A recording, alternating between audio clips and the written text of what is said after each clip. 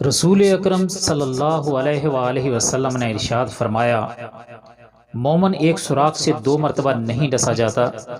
میں تمہیں نہیں چھوڑ سکتا کہیں تم مکہ پہنچ کر اپنے دائیں بائیں دیکھ کر بطور فخر یہ نہ کہو کہ میں نے محمد کو 2 مرتبہ دھوکہ دیا ہے، صلی اللہ علیہ وآلہ وسلم۔ بسم اللہ الرحمن الرحیم۔ السلام علیکم ورحمۃ اللہ وبرکاتہ۔ معزز ناظرین، آپ دیکھ رہے ہیں یوٹیوب چینل حسن خورشید اوان۔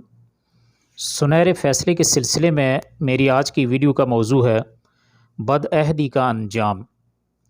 یہ واقعہ متعدد سیرت نگاروں نے لکھا ہے کہ جنگ بدر میں جن 70 قیدیوں کو گرفتار کیا گیا تھا، ان میں ایک شاعر تھا جس کا نام تھا ابو عزا عمرو بن عبداللہ۔ یہ ایک شاعر تھا، یہ ایک محتاج اور کئی بال بچوں کا باپ بھی تھا، یعنی محتاج بھی تھا، غریب تھا اور کئی بچوں کا باپ بھی تھا۔ اس نے رسول اکرم صلی اللہ علیہ وسلم سے درخواست کی کہ اے اللہ کے رسول، میرے حالات آپ سے مخفی نہیں ہیں اور آپ کو یہ بھی معلوم ہے کہ میں ایک محتاج اور کثیر العیال آدمی ہوں، اس لیے میری درخواست ہے کہ آپ مجھ پر احسان کریں اور مجھے رہا فرما دیں۔ نیز اس نے یہ بھی عرض کی کہ میں مسلمانوں کے مقابلے کے لیے اس لیے نکلا تھا کہ مجھے اپنے اہل و عیال کے لیے کچھ مال حاصل ہو جائے۔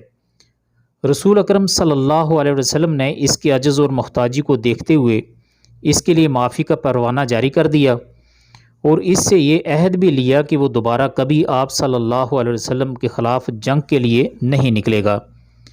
مگر اس نے بدعہدی کی اور جنگ احد میں بھی مسلمانوں سے مقابلے کے لیے نکل پڑا۔ اس جنگ میں اس نے مشرکین کو رسول اکرم صلی اللہ علیہ وسلم کے خلاف خوب ابارا اور اشعار کہے۔